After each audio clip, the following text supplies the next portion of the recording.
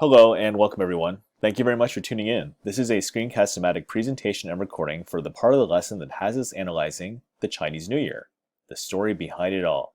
Before we get started, please let me encourage you to open up to today's lesson and to scroll down the correct section, and remember that your task here is to fill in the content that coincides with the blank portions that are provided throughout the notes. Please fill in the blanks accordingly and answer any key concept questions at the bottom. Once you're finished with this section, please proceed to the rest of the lesson accordingly. Let's go ahead and get started.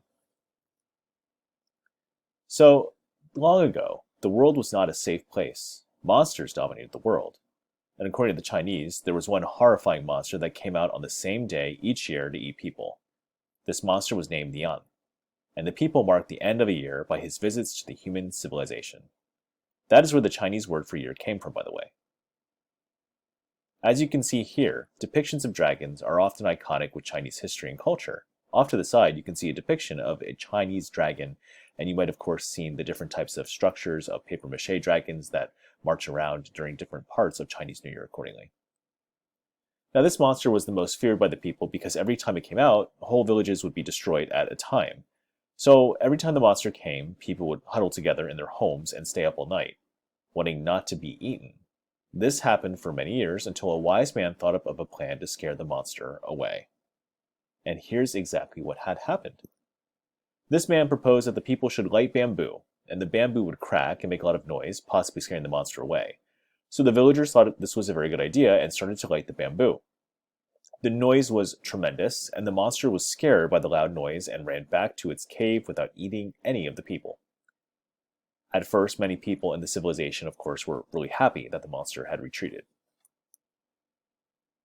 The next morning, everyone was present. They were all really excited. And additionally, the people congratulated each other for the success of the plan. And so from then on, people stayed up late, lit firecrackers to intimidate the lighting of the bamboo, and congratulated each other when the New Year came. Now additionally, Chinese New Year is the most important of the Chinese holidays, and is a time of feasting with the family. Celebration, parties, fireworks, and gift giving. It's a 15-day holiday, and it's pretty important not just to people in China, but even to a lot of people in other pockets of the world who might still celebrate this holiday.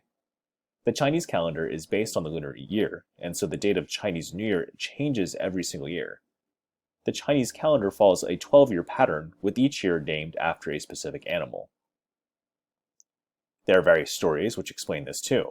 The simplest is that Buddha, or the Jade Emperor, invited all of the animals to join him for a New Year celebration, but only 12 of the animals actually turned up. The 12 animals, of course, would be later depicted on the Chinese zodiac accordingly.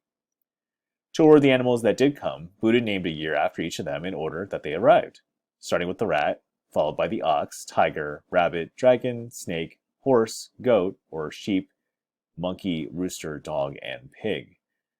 Now, depending on the year that you are born, you are believed to have the same characteristics of that year's animal, and many people, once again, are superstitious about their personality traits matching with animals as well.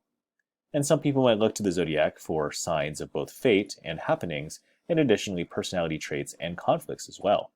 You guys will get a feel for that too when you consider the next section here, which offers a different story of the great race for the animals of the Chinese zodiac.